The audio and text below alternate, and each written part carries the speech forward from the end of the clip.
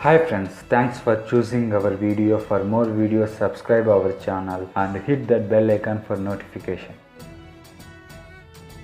Things about how Spider-Man will be related to Spider-Man are still a mystery. It seemed that Morbius will address MCU's Spider-Man, but the MCU won't address Morbius. The situation would be similar to how Marvel TV used to address the MCU, but the MCU movies never addressed the TV side of things. But now things have become even more confusing. Spider-Man will probably have a much bigger role to play in the Morbius movie than anyone would have anticipated. But what's crazy is that people think that there's actually certain evidence for the fact that Morbius is set in Sam Raimi's Spider-Man universe. We will talk about that later.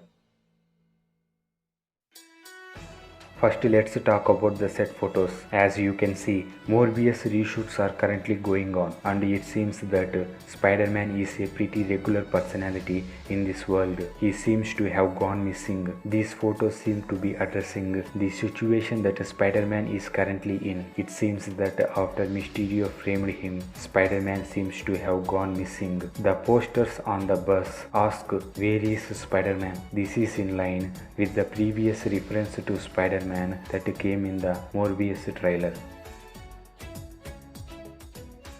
Spider-Man had a murderer written over him, but what seems crazy in both these references is that the Spider-Man that is being used is from Sony's original Spider-Man trilogy. Look at the set photos again and see that the logo of the Daily Bugle is also the one from the original Spider-Man movies and not from the MCU. In the MCU, the Daily Bugle has been changed into a website called thedailybugle.net. Is Sony trying to bring back Tobey? What is actually going on here? Sony is referencing Spider-Man's current situation in the MCU, but they are mixing those with Tobey's Spider-Man. It seems that Morbius is set in Tobey's Spider-Man universe, so it's possible that Morbius will be a story that comes years after we last saw Tobey's Spider-Man.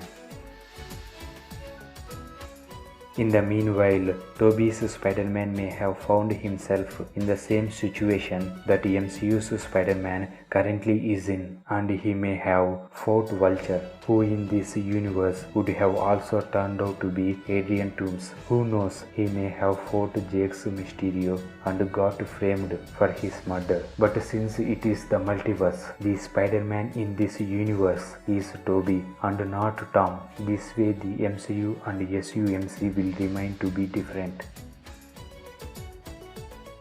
If this is the case, then Sam could easily address this universe and bring Tobey back for a cameo in Doctor Strange in the Multiverse of Madness. But we've actually got another solution for why Morbius seems to be addressing things from Sam's Spider-Man universe but are actually making things canon to Spider-Man from the MCU. Sony cannot put anything in the Morbius that is from Marvel's development of Spider-Man. For example, the Stark Tech suits that Spider-Man wears, Happy Hogan, Nick Fury and so on, but they can totally put the characters that they own from the MCU movies into SUMC movies. That's why Adrian Toomes shows up at the end of Morbius trailer, but he probably won't wear the Vulture suit from Homecoming. It is indeed going to be a situation where Sony is addressing the events of MCU, but since they cannot use the Stark Tech suit of Spider-Man, they are doing it by showing Sam's Spider-Man suit.